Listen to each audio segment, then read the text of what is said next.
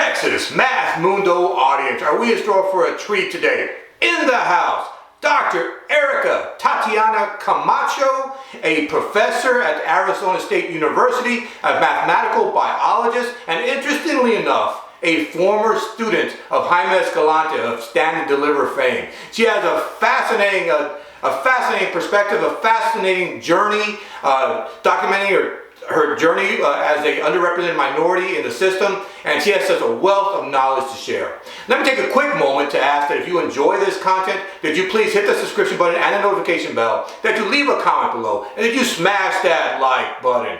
Let's spread this joy, let's spread this beauty to as many people as possible. Dr. Erika Tatiana Camacho, Arizona State University, right ahead. My name is Saul Cantu, and this is Texas Math Mundo.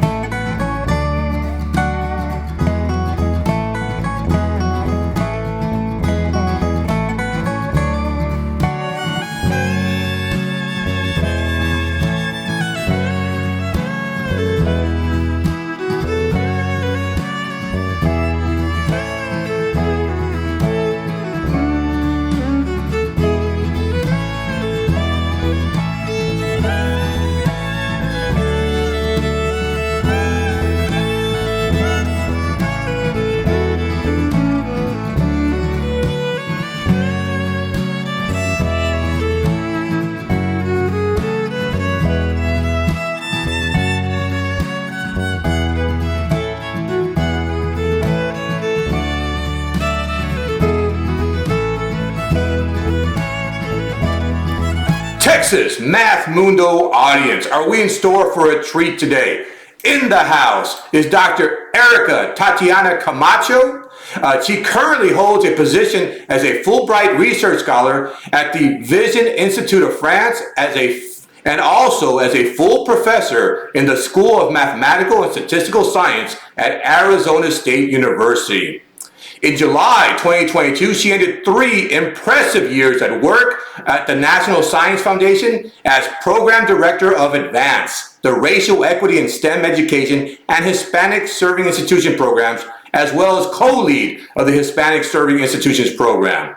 She is built on research, knowledge, and evidence-based practices of higher education and STEM to invigorate and completely revamp the NSF HSI program so it could be inclusive and attentive to the Hispanic Serving Institutions' diverse community and its needs. Camacho created a multitude of funding opportunities and funding tracks that allow all HSIs to be competitive and garner funding. Dr. Camacho also catalyzed and created the HSI program hubs and centers, which are the newest and biggest funding opportunities in the HSI program. Dr. Camacho has built and fortified strong partnerships with many national organizations that support Hispanic Serving Institutions, the Latino community, STEM education, and underrepresented students in STEM. At the National Science Foundation, Dr. Camacho created and contributed significantly to impactful initiatives dedicated to equity, diversity, and inclusion across the agency. An example of this is the NSF Racial Equity in STEM funding opportunity, a timely idea whose impact may fundamentally change scientific endeavor and the NSF. For this work, she received the 2022 NSF Director's Award for Superior Accomplishment.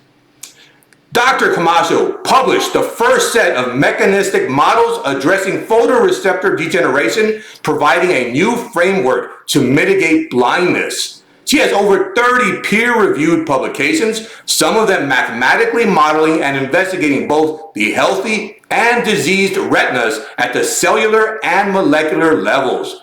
In her earliest publications in this area, her work predicted the existence of a necessary mechanism experimentally discovered a year later, the rod-derived cone viability factor, and proposed equations describing the dynamics of the rod and cone outer segments and the RPE cells.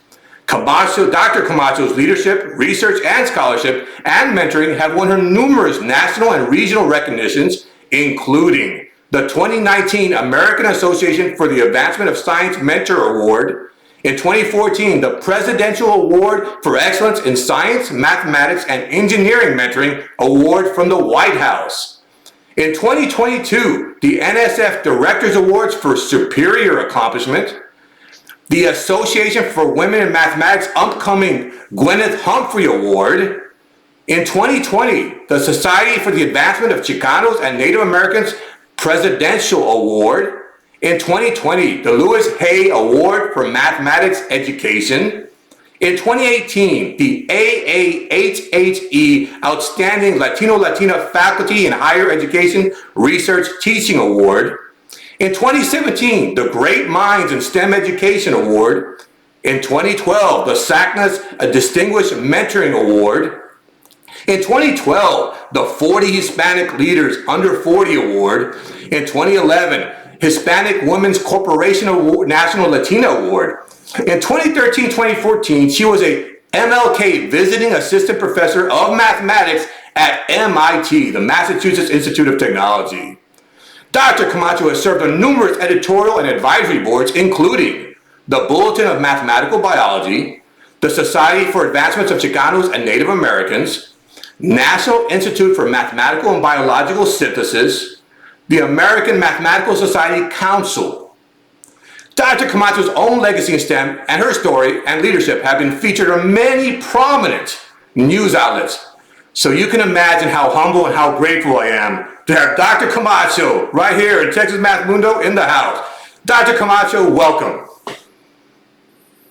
Thank you very much, Helen. It's a pleasure to be here. Oh, I so appreciate it. I was trying to keep it short. I know you have an extensive list of accomplishments, and it's I'm so happy for you that you're here. Let's start off just by asking, how are you doing? I'm doing well. I'm getting over a little cold, so I apologize if I sniffle a few times. I'm just getting over a cold, but I'm doing great. Currently, I'm in Paris as a Fulbright scholar at the Vision Institute of Paris, and traveling on the metro, which is great because we get you there on time, but they're very packed. So I think that doesn't help get better sooner. Oh, I can understand. You must be so incredibly busy. So, that makes me even doubly appreciative that you're giving time for my channel. So, very much. So, I know you're incredibly busy, but is it all work and no play, or do you have time to engage in hobbies or interests or other things?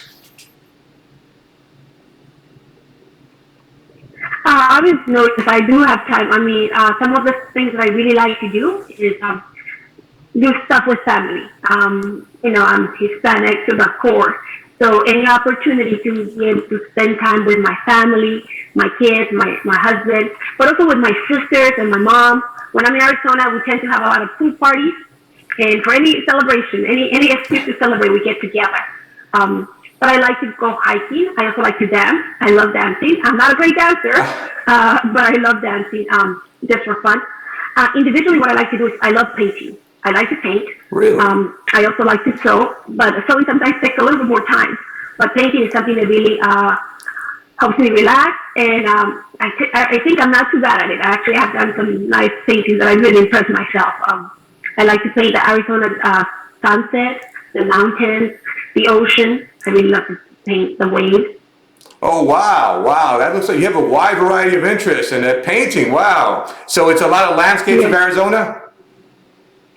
Some of them, that's what I try to do, because I love the landscapes of Arizona and other places as well in the U.S. But definitely that's something that is dear to my heart, the Southwest, right? And the stunning sunsets, like I said, and sunrises are just beautiful. But I also like to go hiking. I don't go as often because in Arizona especially, you have to get up real early before it gets really hot. But that's another thing that I like to do, to hike. Like I said, and I love dancing and just spending time with my family and talking and, hanging around and eating and, having fun. All the Latinas I know love dancing. Is it like Spanish music, like corridos and, cumbias, or what kind of dancing is that? Well, everything. Mainly I love salsa, merengue, anything, but even corridos, except that I'm not very good at it. And for that, actually, you need a very good partner. Yes. So when I'm with friends that know how to dance, I love to dance. I have a nephew in Chicago who loves to dance, and he's great at everything. So last time for my niece, quinceañera, we were dancing some corridos, and also when we went to visit them. Oh, wow. That's great stuff. That's great stuff. So before we get into deep issues affecting our community, I do want to know a little bit about your background. So where were you from, born and raised, and what is your cultural heritage? So I was born in Guadalajara, Jalisco, Mexico. Okay. We came to the United States when I was 7 years old. So I'm Mexican-American. I grew up in East Los Angeles. I lived in there for most of my life until right before, when I went to Wellesley College for undergrad, my family was still in East Los Angeles. And then they moved to La Mirada in Los Angeles. So when I came back to visit after my first year, they were in La Mirada. And we were there until the end, until probably like the beginning of my graduate education. I went to graduate school in Cornell University. Wow. And then I went to Los Alamos for a postdoc, and then I came back to Los Angeles to teach at Loyola Marymount University as a tenure track professor there, an assistant professor, and I was there for 3 years before I got recruited to go to Arizona State. Oh. So I'm Mexican-American, and I say I'm Mexican-American because, for example, if I go to Mexico, people from there say, well, you're not really Mexican, right? Because I have a lot of Americanized, I guess, ways. And in here, I'm really just a Mexican-American and a Latina. I really support Latinos. I think we have an incredible journey, all of us. And we come to the United States because it's really the place of opportunities. It's a place where you really can make your dreams come true, as long as you work hard, right? Yes. So, but we do have to face a lot of adversity, a lot of challenges that many other cultures and many other places in the world don't understand, because the challenges they have to face are a little different. They tend to be more about classism and economics. And for us, sometimes it's not even that. I mean, it's funny because people ask me, well, have things changed, right, as you get older, the things that you face. And the settings have changed. The bias and the systemic racism is still there. Wow. And so it's not so much anymore about classes. It's just who I am and where I come from, right, and what I represent. That sometimes people are not used to. Yeah, well, I think your journey has a lot of lessons for especially our young Latinos and Latinas. I do want to talk about, like, in the beginning, when did you realize you had a talent for mathematics? That's a very interesting question. And I say it's interesting because I think that there is talent that people are born with. So I was not born with a mathematical talent. It's something I think got cultivated, right? It got cultivated, and it was something that got cultivated because when I came to the United States, for a long time, I was in ESL classes, and communicating was an issue. But with numbers is and mathematics is a universal language, right? So you don't really need to speak the language to be able to communicate and write your answers. And also, there is no deviation from, I think there is just one answer. There might be different pathways to get to that answer, but there is one answer. So I think that's why I gravitated towards mathematics, because it was something that there was not that language barrier that I had in other classes. And it was a talent that I think I cultivated. I always tell that to my students, because sometimes my students are like, well, I'm not good in math, or I'm not good in this other area. And I said, all talents are cultivated, and they get better with practice. If you don't practice, you lose it. And that's another thing. Math is a very unforgiving field and discipline. You cannot just say, well, I'm going to take a break from math this year, or I'm going to skip this classes, because it's very sequential. right? You cannot skip a class and then go and take another one. So it builds up to it. I mean, once you get to the level of graduate school, of course, there's certain things that you could skip or that you could learn on your own, but you still have to practice. You still have to do it often so that you have a really good handle of it. Can't escape hard work. You gotta work hard, you know. Yes. You have such an impressive resume, you know, so many wonderful accomplishments. And, you know, to boot, what really fascinated me as an interesting coincidence, you were a student of Jaime Escalante, the Stand and Deliver fame. I just find that an amazing coincidence. Can you tell me about that experience? Absolutely, yes. And that's one of the places where I think I became actually more interested in mathematics, because I realized I could do something with it. Something that would not be just teaching, but that I could solve real world problems, right? So yes, I went to Garfield High School, and I was a student of Jaime Escalante. I was his student way before the movie, after the movie was made, you know, way after. And a little short after, before he actually had to leave Garfield High School to go to another school in Sacramento to teach. Okay. But I had the pleasure of having him for a whole year, and also having him during the summer program. And one of the things that Escalante will always tell his students is, you stick with me, I will take you all the way to Calculus DC. And he does. You know, by the time I graduated, I had already taken Calculus DC. And it was more than anything, it was his believing in me. Prior to Jaime Escalante, I didn't have any teeth. So I was not a bad student. Like I said, I was not a bad student. I didn't have any, I mean, I was a good, decent student. I had no teacher that really believed in me. They really believed in, I could be more than just a cashier. Prior to meeting Jaime Escalante, I wanted to be a cashier, because that was going to be the pinnacle of what I could be able to accomplish. You know, my parents were janitors. Sometimes we had to sell food illegally in the park, cueritos, tostadas de cueritos. My mom makes very good cueritos, you know. Yeah. And so I thought, well, being a cashier, you know, in a grocery store, that's going to be way better than what my mom has to do, right? Yeah.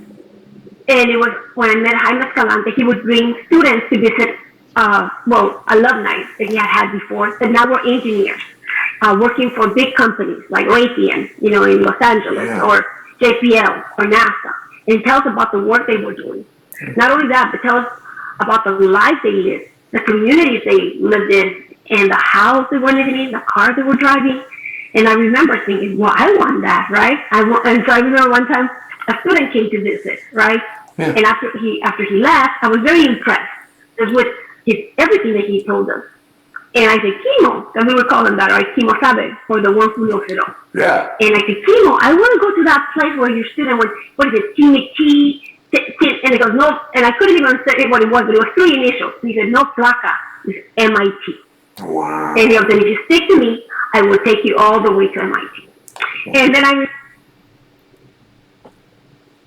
Wellesley College is an all-women's school.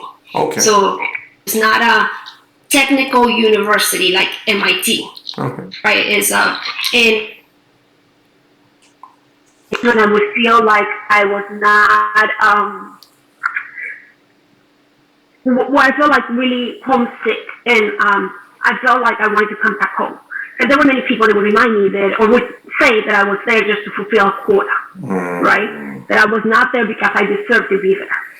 Really? And so I would sometimes be crying. I wouldn't call my mom, because I know what my mom would say. My mom would say, come over, mija, you know, your siblings are still working in downtown LA in the alleys, you know, selling clothes. And we were making, what, $20 for 2 days of work? Wow. Back then. And she would say, you could come and they'll get you a job. But I did not want to hear that, right?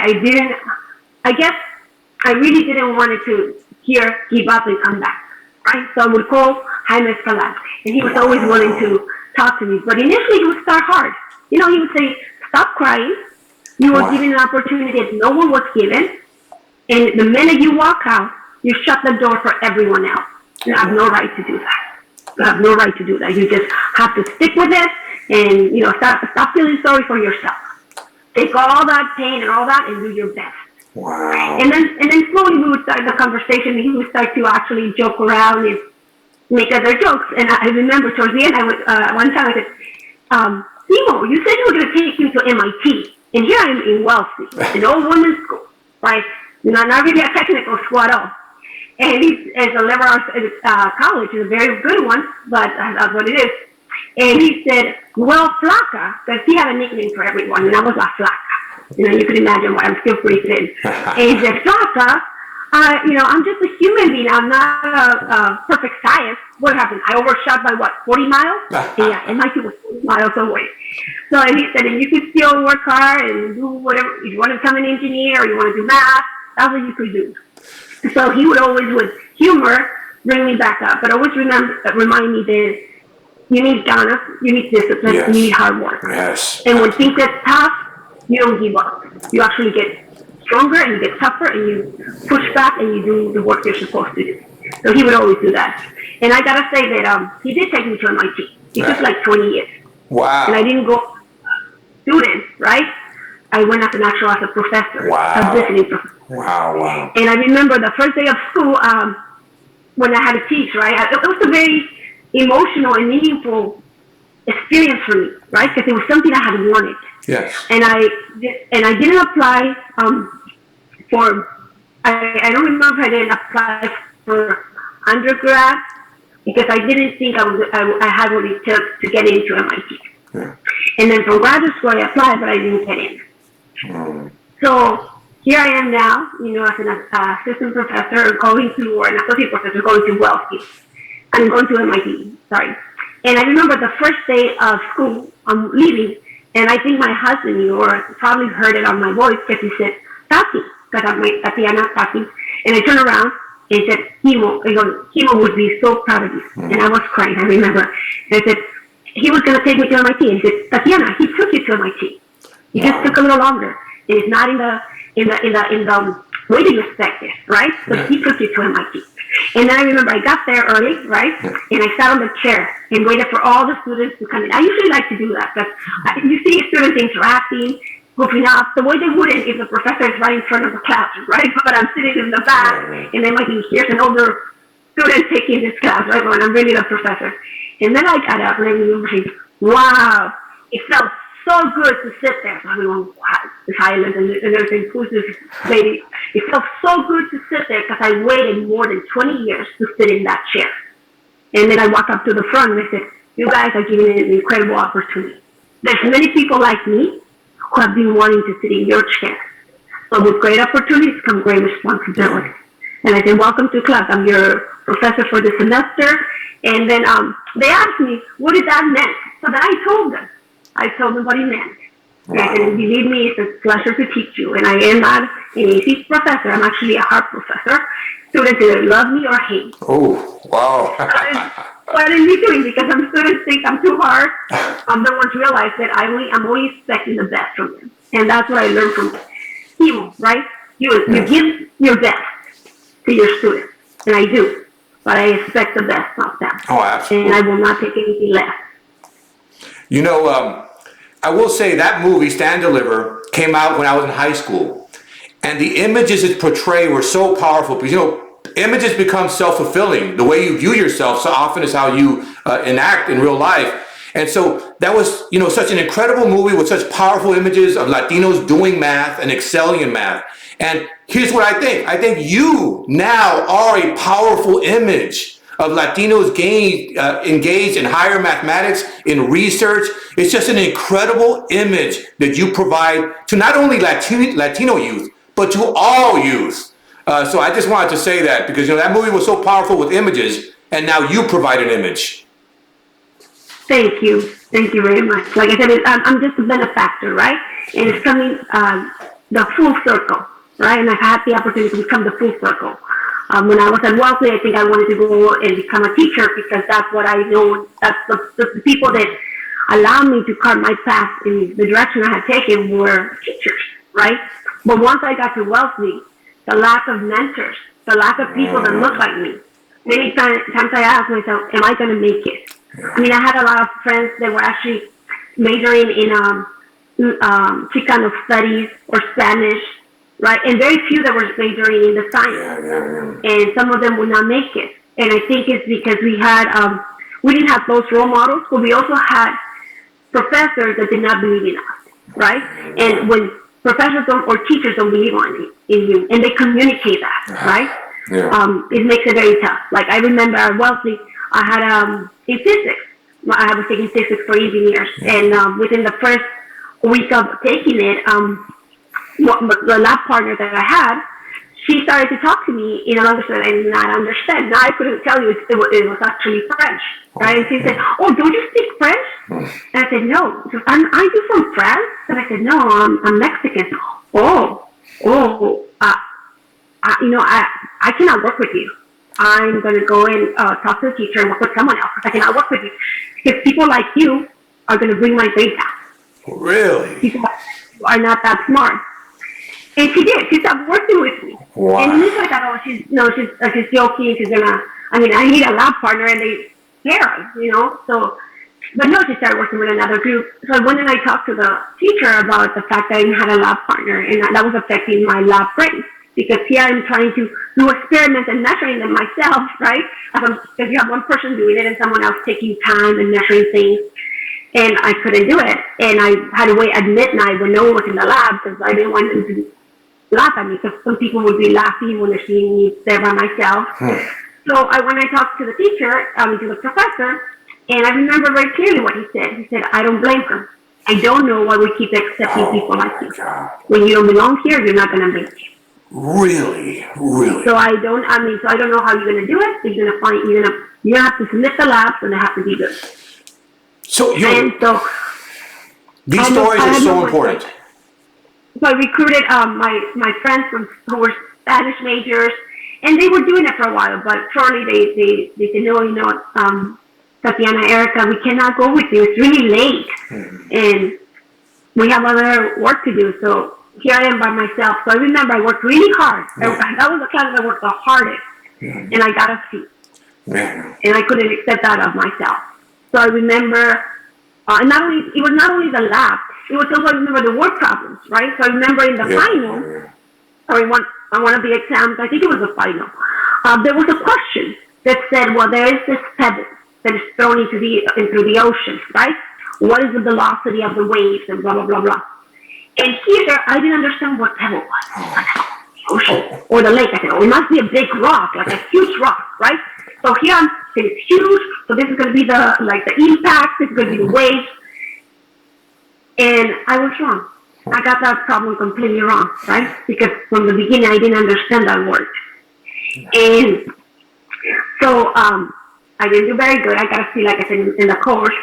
And I remember I went to at that point, one of my closest friends, her dorm, Dolores. And I remember I said, "What's going on, Tati?" Because he saw me with my teary eyes. And I said, "I am not going to be an engineer. I am not. Because I am not going to be a mediocre engineer."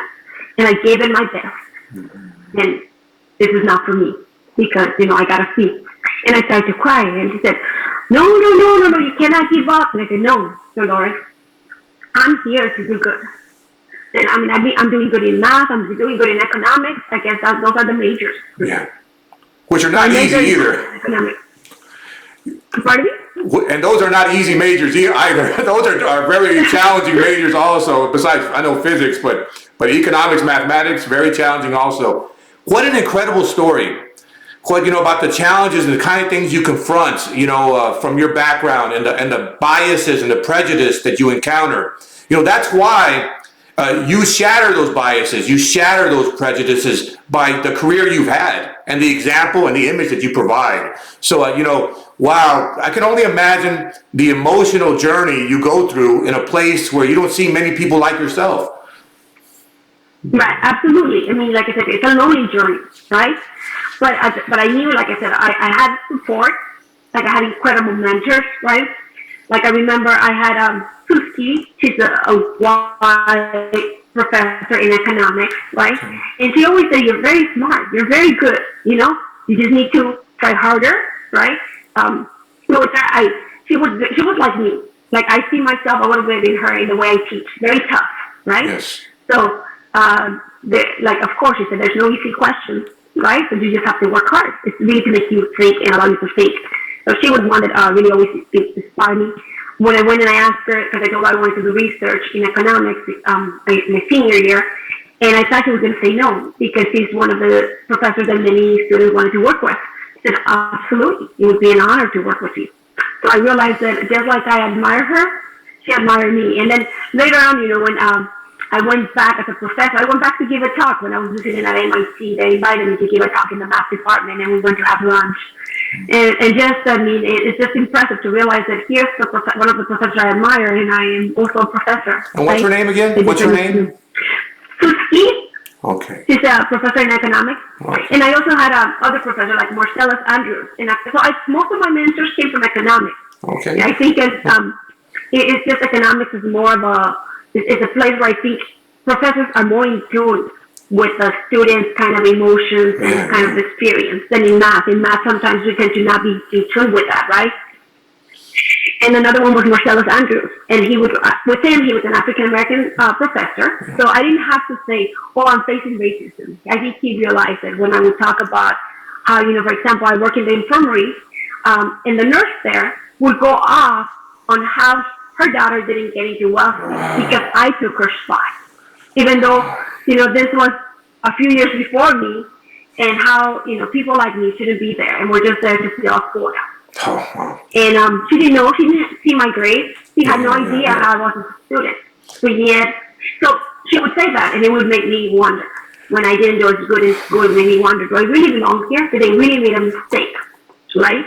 And so I would go and talk to Marcellus and say, look, this is what happened at work. He would say, you don't cry. You take that anger. And I know you're very angry.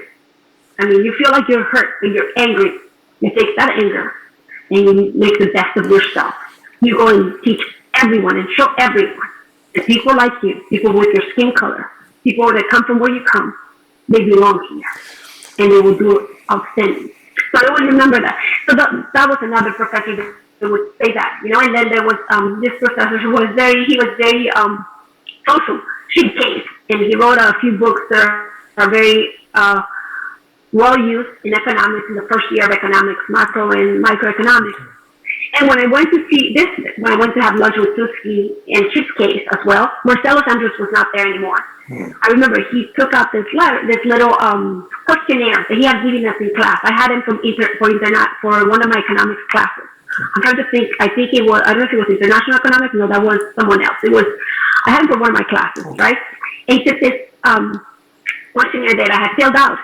And in there, he said, "What do you want to be when you grow up? Or what do you want to be? What do you want to do in 5-10 years from now?" And I put, "I want to be a math professor." And he showed it to me. And he said, "You made it. Not only did you made it, I think at that point, like I said, I had gotten tenure. I had just recently gotten tenure." He said, "Not only that, you got tenure. Wow. Welcome." Wow. So I think it's so that was at Wealthy. But then I had mentors throughout, and like I said, and also I had Escalante, who was always there, and I did communicate a lot during the Wealthy years. And then I thought to myself, well, I need to make him really proud, right? So I tried to communicate him when I got first into Cornell. I sent him a letter, but he was in another school in Sacramento, and they said they were going to get the letter to him. I tried calling. They said, "No, we'll take a message and give it to him."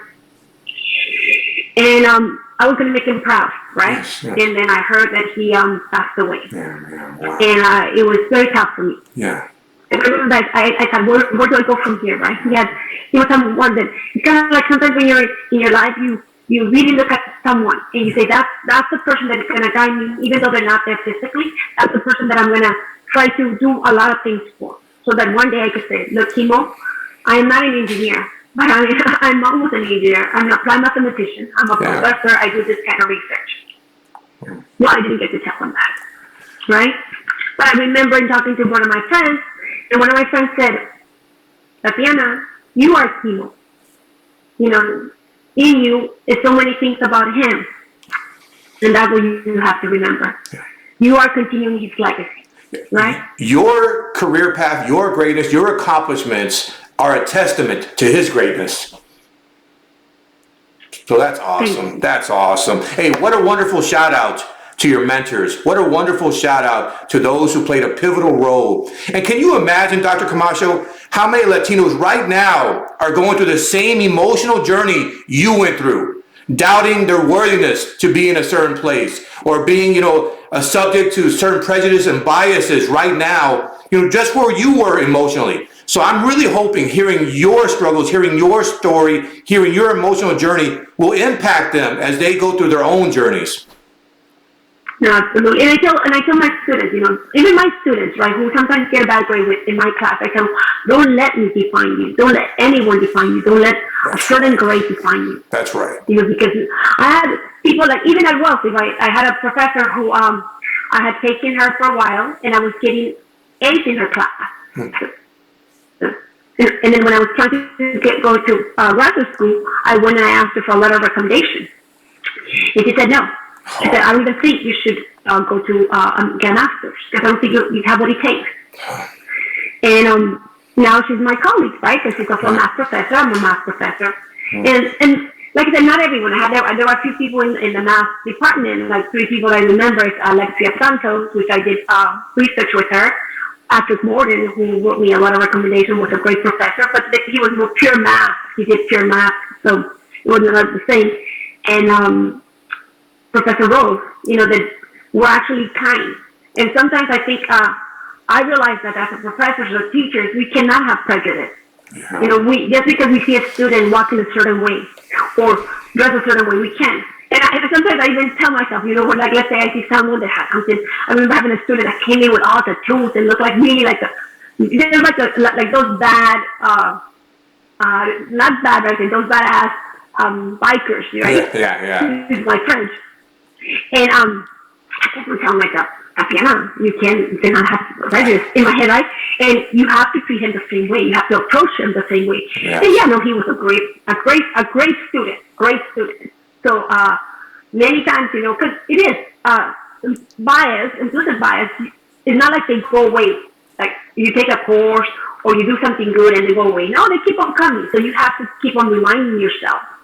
No, that's not the way it is. And remind yourself. And sometimes it's funny. We ourselves experience implicit bias, but yet we ourselves are actually also doing that. Yeah. And we need to not do that. Yeah, they're deeply ingrained sometimes. They're deeply ingrained, and you got to be conscious of it. Absolutely. Wow, incredible journey, incredible stories.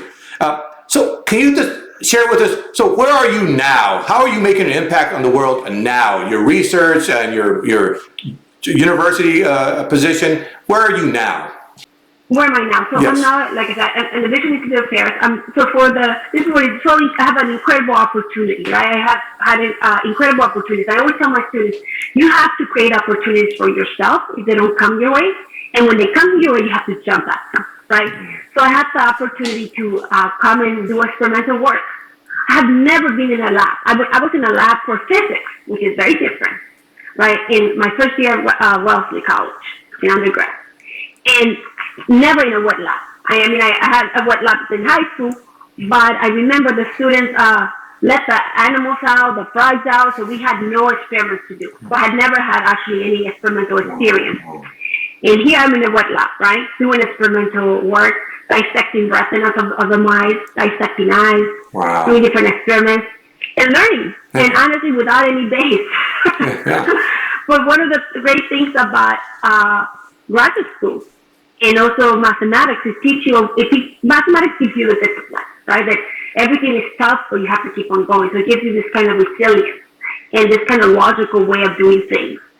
And then graduate school teaches you how to teach things to yourself. So you're not afraid to open a new topic, a book, and really teach it to yourself. Yeah. And that's something that I had to do. So I'm doing research of retinal degeneration, in particular photoreceptor degeneration. So trying to understand the biochemical pathways that impact the vitality or the degeneration of cones and rods. So cone allows us to see in the daytime color and acuity. It's pretty much for acuity and color vision. And then we have the rods, which are actually allowing us to see in the night and the peripheral vision. And there's certain diseases that impact the life of the photoreceptor. So with the photoreceptors, the neurons, that once you get to the age of 5, that's when you already have a mature kind of retina and all the photoreceptors that you're ever going to have in your life. From there, they could degenerate. So there's no spontaneous birth for photoreceptors after that.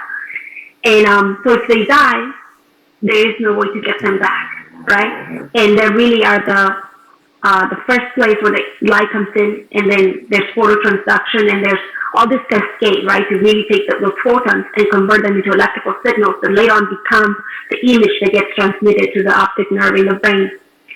So without them, we cannot see. And there is, for example, age-related macular degeneration impacts the photoreceptors. Retinitis pigmentosa is another disease, and that's an inherited disease. That usually what happens is the faulty mutation is in the rod, and you start to lose your peripheral vision first. But ultimately, the cones also die, which are perfectly healthy. So trying to understand what is the connection between the rods and the cones that allow perfect cells to die as well. Yes. It's something that we're looking into it as well through research. And questioning what mathematical models do, where is the power of mathematical models, is to predict things, to suggest things. Wow. Right? So there's certain things that we suggest, and then my collaborator will go ahead and test it in the lab. But for an applied mathematician, to be able to be at the lab and not to be able to test some of that stuff myself is simply untrue. It's very powerful to be able to say, there's something that I'm thinking in this two connections work this way, or this is what is happening. I could go and test it very quickly for something going, and then for something much more deeper, I will go and reach out to my collaborators who are experimentalists and experts on those fields to help me answer that through the experiments, and also get data to validate the models as well, right? And to also be able to show that they are indeed saying what it's supposed to be. Like, models are like creating an experiment, but in a vacuum, right? All the assumptions that you're making, they're in a vacuum. And they're very powerful. I mean, mathematics is in everything. I tell my students, especially the ones that are taking guidance for the first time in college, or their first math courses their first math course in college, I tell them, that little phone that you love that is called your iPhone, or it was mathematics. It was mathematics, signal processing, and communication that actually created the first phone ever. And then later, and it actually was used in the government, in the U.S. government, and then later on, companies jumped in it and became available to all the industry. Many times you say, because many students say, I want to be a doctor. I want to find a cure for cancer, right? And then I tell them, then you don't want to be a doctor. Because that's like saying, I want to make the next generation of cars, I want to design the next generation of cars, and I want to be a mechanic. The doctor only fixes the faulty body based on what the researchers have discovered. The researchers are ones that are going to discover the actual cure to cancer. Yeah, the researchers are the ones that are going to discover all that. And mathematics is at the front, is at the very beginning, of the entire process, right? In terms of creating the model, testing the model, because there's testing different experiments, because there's certain things that are unethical, even though we do experimental work with animals, that are unethical, and they are costly, or they will take a lifetime to be able to get some results. In mathematics, with oscilloscope experiments, with simulations, we could do it in a matter of seconds. We could tell you how an epidemic would spread, we could tell you how a cell would divide and grow in a tumor, and we could tell you what are the mechanisms inside the molecular level that are causing certain energy production that actually allows the cell to divide. In fact, the photoreceptors, the rods in the phone, are like cancer cells. Really? They produce their energy, and they take glycolysis of the thing they will need to create the energy, the same way that the cancer cells. The only difference is they do it in an organized matter, as opposed to cancer cells do it in a disorganized matter. So finding more about photoreceptors, vitality, and degeneration will allow us to find more about not just cancer cells, but Alzheimer's and other neurons that we're still not able to understand how they degenerate. And I tell my students, that is research. Research, you're asking open-ended questions. And with mathematics, you're able to really understand that. For me, going through a summer program as an undergrad, it was a summer program when I was in my junior year. Between my junior and my senior year, I went to Cornell University for a summer program, what they call the RU, Research Experience for Undergrads. And if you Google them, you Google RU and you're an undergraduate, you find a lot of opportunities. And they pay you. In fact, I applied for a few because I wasn't sure if I was going to get in. I had never done that. I had done research with my professors at Wellesley but it was more like out of a book. It was nothing that was really in a summer program or something like that. And I was applied to everyone that I applied to. I got accepted. Wow. And actually, in that program, it was the MPBI program, it's, the Mathematical and Theoretical Institute, it was called. And later on, actually, I was a faculty there, and I helped with my spouse lead the summer program as well. So we actually did that after a few years afterwards, I became a professor. But it was a really incredible experience. We were working with a model of cancer, right? And we were trying to, with mathematics and differential equations, very simple math, right, determine different treatment regimes. And we came up with certain treatment regimes that would be optimal. And then we actually presented, right? And this is the first summer program where there were like 32 students, and all of them were either Hispanic or Native American. Wow. Because it was a program that was jointly run with FACNA, Yes, right? And that was very powerful because I got to see other students with the same experience. And luckily, I had another friend who was also a minority, but she didn't get treated the same way. She had red hair, white complexion. Didn't get treated the same way. Hispanics vary widely in our appearance. Some of us look more European, some of us look more Native American. Absolutely. And sometimes the way they treat you, but that experience was powerful. And I tell students always participate in that because then you get to see a part of mathematics. And to me, I came back home, and in the Time magazine, the front cover, the model that we were studying, which was by Alan Person, was in the Time cover. Wow. And to me, that was powerful. We were working with real things. That's some beautiful stuff, some wonderful, fascinating research you do, and the beautiful mathematics. I've heard this debate before, whether mathematics predicts the real world or the real world prompts the mathematics. You know what I'm saying? I've seen that debate before. That's interesting stuff. Wow. I do want to ask, so what are the main issues that are confronted by underrepresented minorities in today's world? I think, there's a lot. Like, one of the biggest issues is us not taking full participation in science, technology, mathematics, and engineering. And what I mean by not taking full participation is that we're not going into those majors. If we're going, we're not graduating. And then we're not going out there to exercise the training that we got if we actually got a degree in those areas. Yeah. So that is, we are growing as a population. Yes. And the research that is getting done, especially in the United States, is going to impact us because we're going to become one of the biggest populations or subgroups in the United States.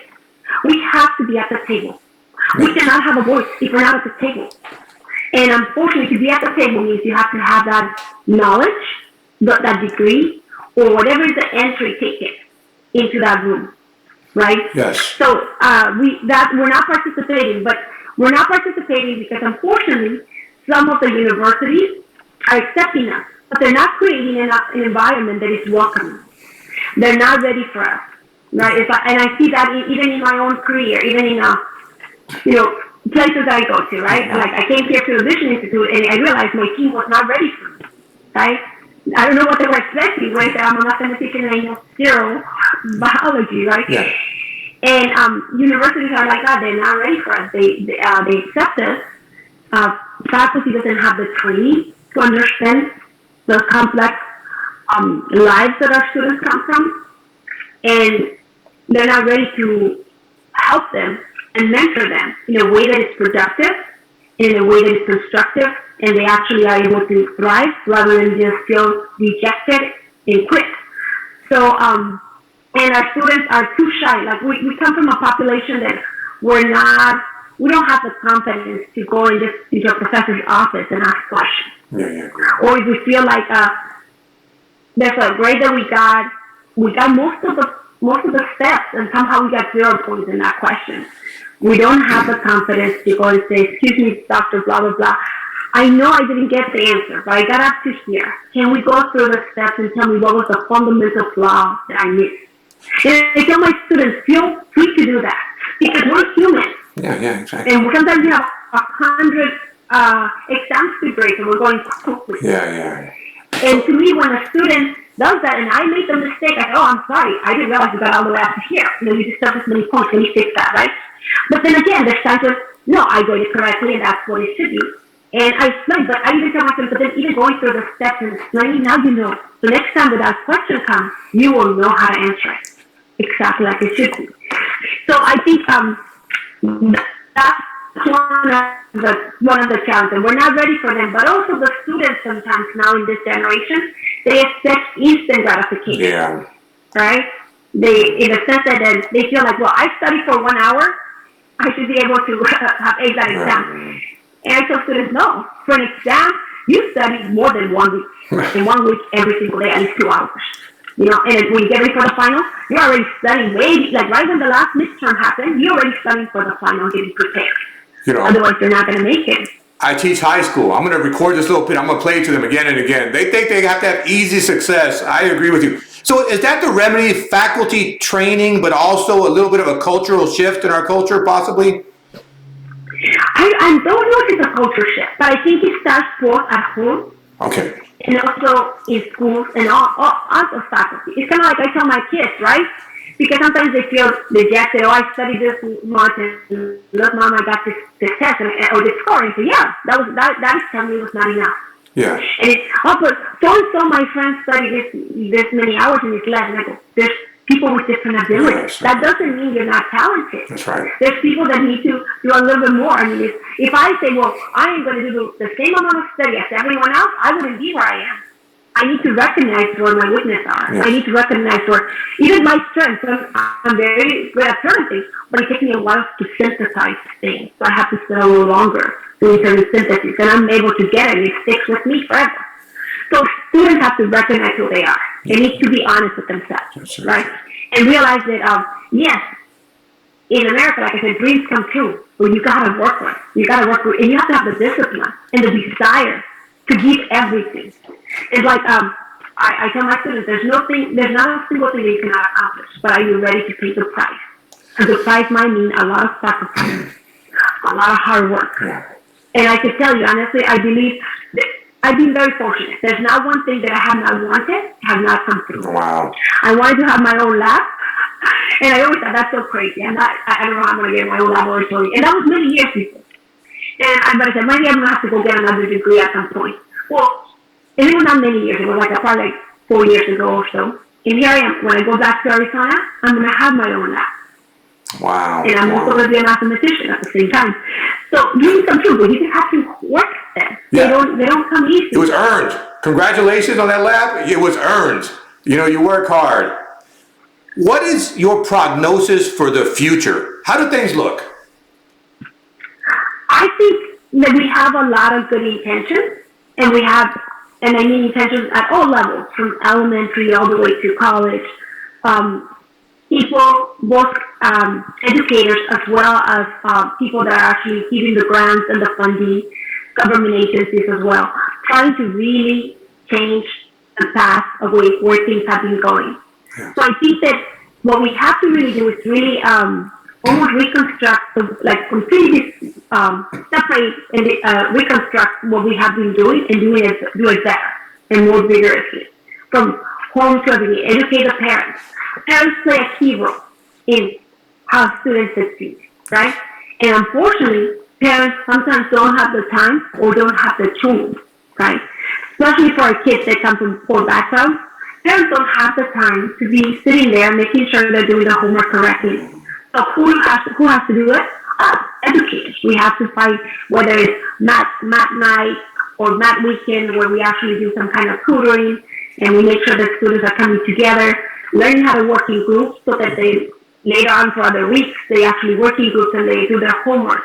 In fact, we in the Latino population we're very communal. We do things in a community base.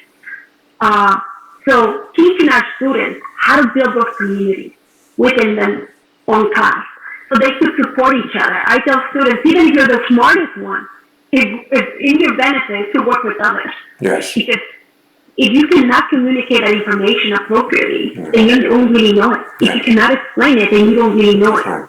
So even practicing explaining it to others, you're actually learning.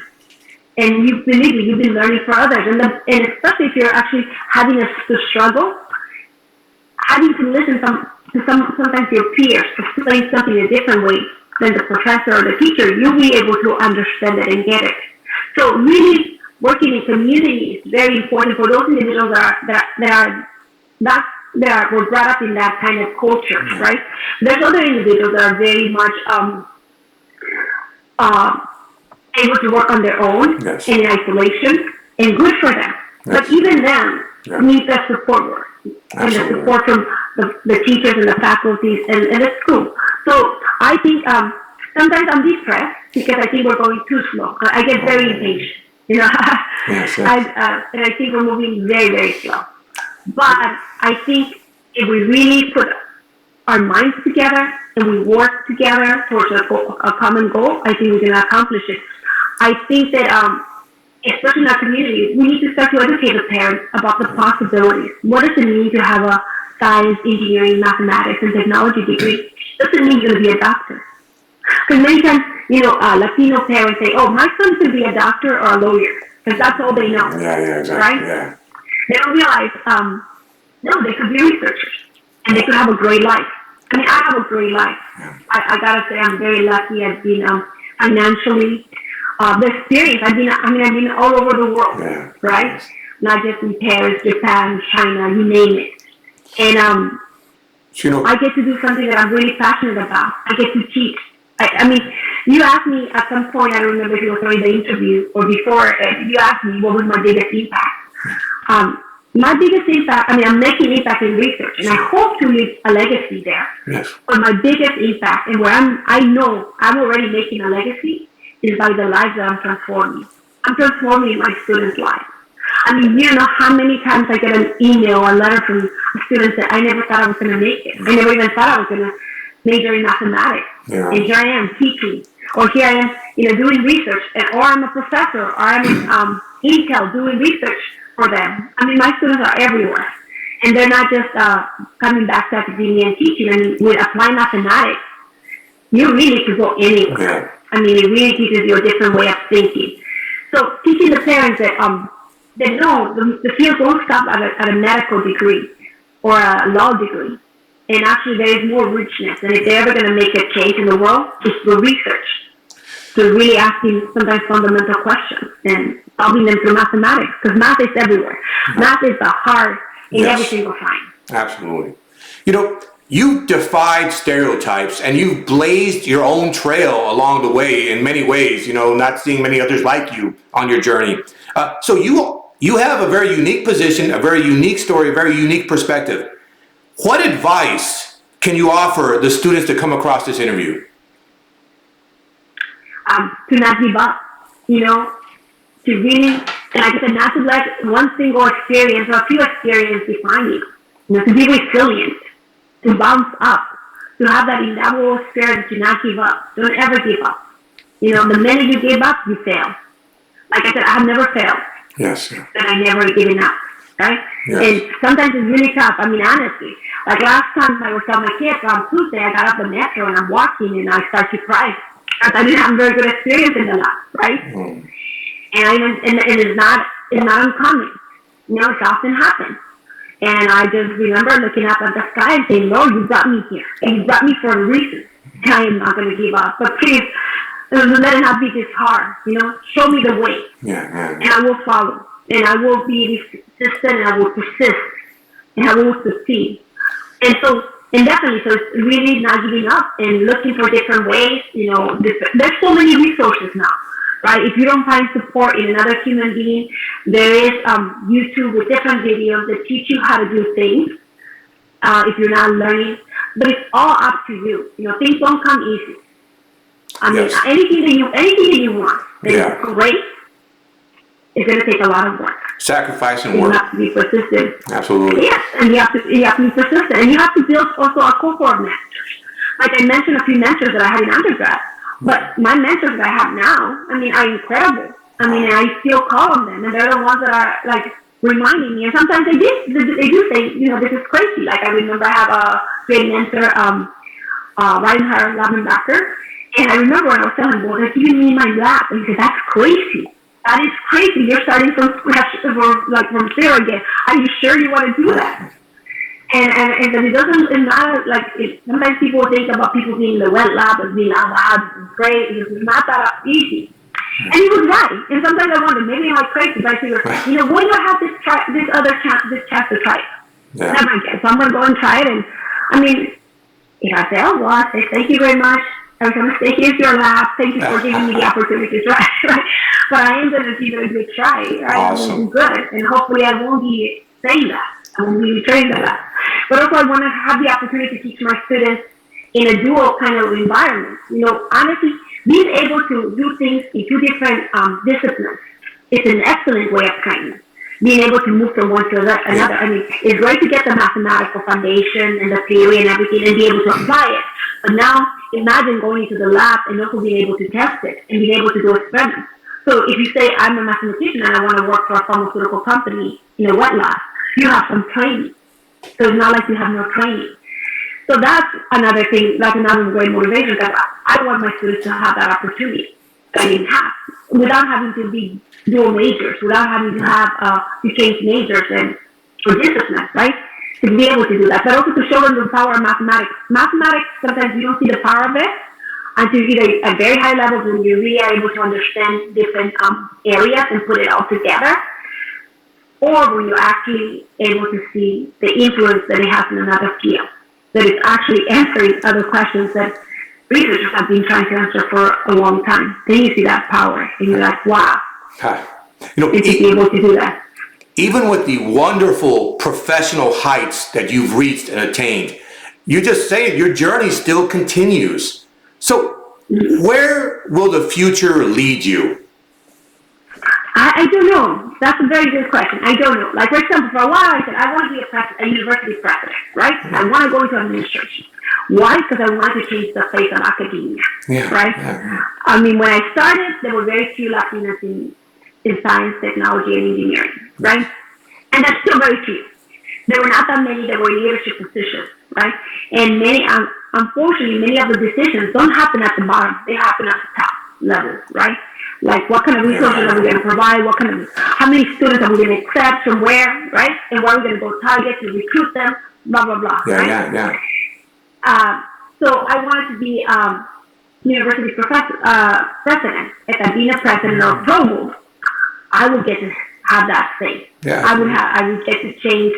One university will be successful, and then people will see and they will start to do it as well. Yeah. Now, so a good place to go to learn about whether I like that administrative kind of work was going to the National Science Foundation, where I was co-lead for the HSI program, and during the time actually I was solely leading that whole program and completely revamping it. And it is a challenge. And it is a challenge. You're behind the scenes, and you realize how much systemic bias there is, right? That is not as simple as one would think, oh yes, if I'm here, then change will happen. And also a lot of systemic racism, that sometimes I would propose something, but because I was the one delivering the message, people were not taking it well because of where I come from, who I am. People will like, and then someone else that is more either white, male, or European would say the same thing and it would be taken well, right? So I realize it's tough. So I'm not sure that's where I want to be, right? And or maybe I'm just not ready yet, right? Mm-hmm. But I do want to be at a place where I could really do a dramatic change. I started in academia because I said I want more students to feel welcome to go into mathematics, science, and not have such a tough journey as I have had it, right? And I don't think we have changed much. But when I leave, I want to say I did change it, and it has changed for not just for the individuals I touched personally, but for the ones that I never met, because I changed the way the system works. And it's really attacking the systems from multiple aspects, right?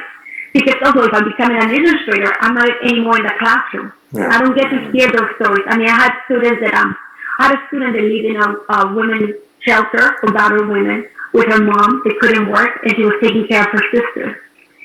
And I remember I had her for, like in my first year, she was taking differential equations, very smart and naive, right? And I called her to my office because she was not doing very good. She was not doing her homework. And all I have to do is look at her eyes, her teary eyes, and I realized There was something more. And then she said, I'm sorry, Dr. Camacho, I'm not doing the homework because I don't have a computer. And so you don't have a computer, go sit there. And I got my only laptop that I had. And I run to my husband's office, who was my professor, and said, can you take off all the programs that I have and put them in a safe drive? Take all the files, and leave all the programs. Because I'm going to lend my computer to a student. He said, what are you doing? And I go, I'm going to teach her for her homework. And I told her, I am going to let you use a computer. I expect the homework to be done.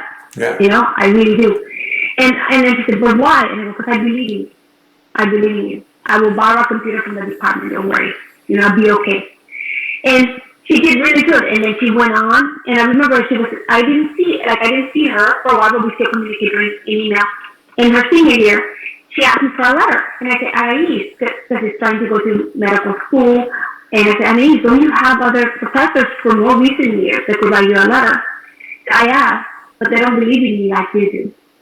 They never did. And honestly, that broke my heart. And then I saw her when she graduated, And one of the things that was very, very emotional, I saw her walk down the stage, which is really great. And then we're leaving, and I'm driving, and I told my husband, stop the car, because I see in the bus stop, she's right there with a cap and gown on her arm, waiting. And I said, Anais, we have to take a picture. Yes. And I realized, her journey was tough, and I will be that, and I told her, I'm always going to be there for you, no matter what. And then I had another student, for example, that, so their dad has left them, and then, his mom left too, He came one day from school, and the mom was not there. He had two younger brothers, and siblings, I don't know, and one of them had a learning disability, 13 years old, and the student was 18 years old. Yeah. And I remember he was leaving in my classroom, so one time I went up on him in the classroom. In my class, I'm very tough, right? I tell my students, I know America is about personal space.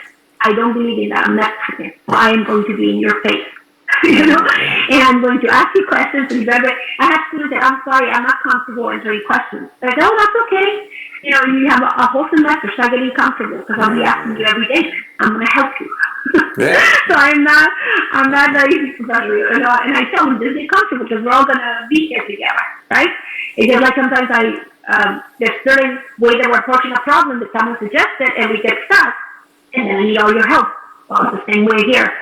So anyway, with this student, I went off, and then one of his friends came to my house, then Dr. Camacho was really tough on him when you woke him up, and he's working in the night. And yes, I assume he's working in the night, but to school, you don't come to sleep, because that's why people think that we Latinos are lazy. No. We're not lazy, and I'm not going to have that in my class. So then he said, that his mom left, and he's responsible to his two kids, his two younger siblings. So then I called him, to my office, and yes,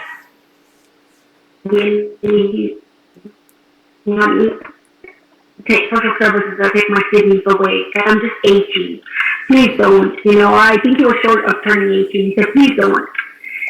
And then I went home, and I remember going home, right, and I told my mom, it was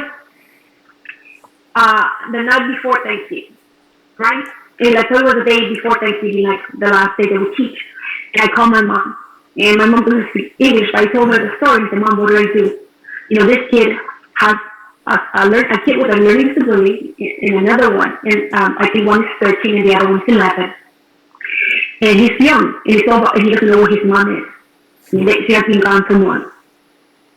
And I said, okay, I don't know what to do. And my mom said, I'm afraid the university knows that I know this, and I haven't reported, and I need to report it. And my mom says, no, Tati, you do whatever your heart tells you to do. You do what is best. So remember, when I was in the office with my student, Agustin, his name is Agustin, I asked him for his cell phone. I said, I need your cell phone. You're going to show up to class, or I'm going to be calling you. And you're going to be doing your homework, or I'm going to be calling you. And then so I called him, and I asked him, Agustin, where do you live? And why do you want to know where I live? And I go, okay, what grocery store is near your house? Yeah. He said, for what? And I go, we need to talk. And remember, we made a deal. I'm gonna be good with you, but you have to answer my questions. So then he said, oh, the ranch market is right here, blah blah. So then I'm driving, right? And I went to the bank and I got some money, right? And I told him, so we met in the parking lot, and I said, Ismael, what are you going to do for Thanksgiving? And he said, I don't know. And I said, well, you don't have to know right now, but here, there's some money for you to buy groceries and for Thanksgiving. And he said, no, I cannot take this, And he got very proud, and he got a little teary-eyed. He said, no, Dr. Camacho, that's not the way I am. I cannot accept it. He said, you're not accepting anything. This is something that I owe you. I owe for a while, and this is my opportunity to pay. So I told him when I was in high school, I was not going to apply to college because I didn't have money to submit the application. Mrs. Zuma, who was in charge of student council, came to see, pulled me out of class, and gave me a check for $500. Wow. And he said, there's going to be a time where you're going to pay this back. And I said, and I've been doing good, trying to help students, but I never thought it so crystal, this is the time for me to pay back. Wow. So I said, in this envelope, there's $500, and it's not yours. No, it's not a gift. Yes. I said, it's something that I owe, and I need to pay. Wow. And you need to give me that opportunity, because honestly, I owe it. Wow. People helped me when I didn't have a way out. Yeah. And I go, and this is my opportunity to pay back. And I said, so let me pay back, and then everything will be great. He said, no, and he agreed at the end, but it was, he was very proud, and I said, don't be proud. Don't be so proud when people want to reach out and help. Allow them to help, because we owe it. Someone helped us before, and that's what we're doing it now. Dr. Camacho, you've had such a fascinating journey, and you've had a lot of hard-earned wisdom that you have obtained through this journey. You know what I'm saying? So I really appreciate, I hope that this interview is viewed by many people and your influence is extended. I did want to ask, do you have any parting words or final thoughts as we conclude this interview? To work hard. Like I said, to work hard, definitely to make sure that math is part of your education. You don't have to be a mathematician, but you need the basis just to be an educated citizen, to be able to read the newspaper. And when someone is giving you garbage of a statistic, you realize this is pure lies. Yeah. Or they're misinterpreting the data. The data is saying this. So, and you need that foundation just to be able to, even to balance your checkbook. You just need that basic foundation. And mathematics is not easy. No, it's not, obviously, but it teaches you a way of thinking, a way of organizing things that is very different.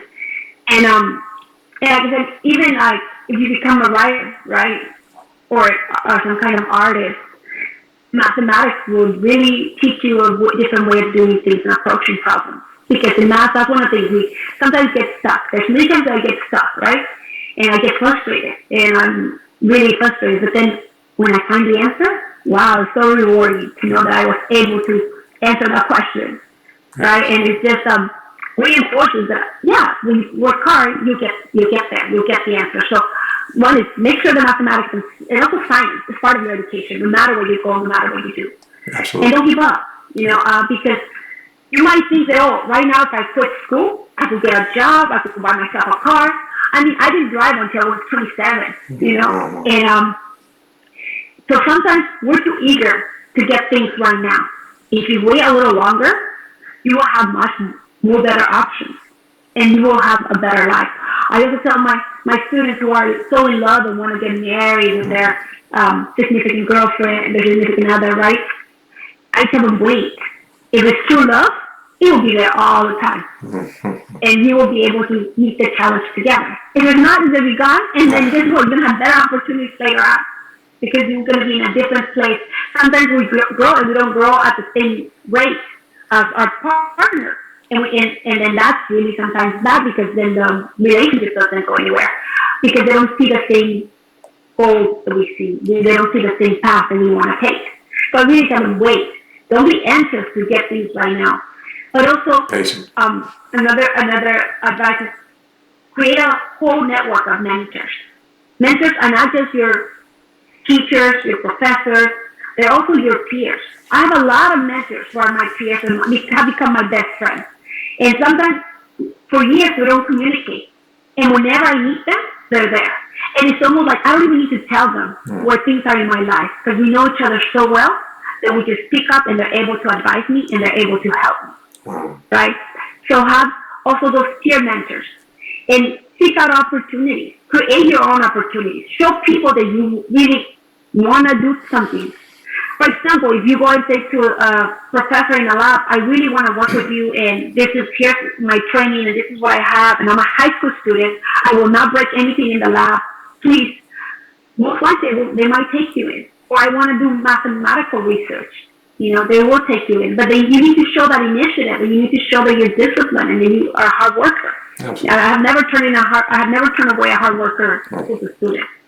And I tell my students, even if you're a C student, if you're a hard worker, you're going to become an A student, because you learn to know what you have to put into.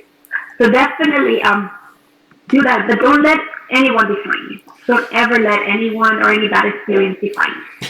If I would do that, I wouldn't be here. Yes. I've had so many ups and downs. So you define your own trajectory.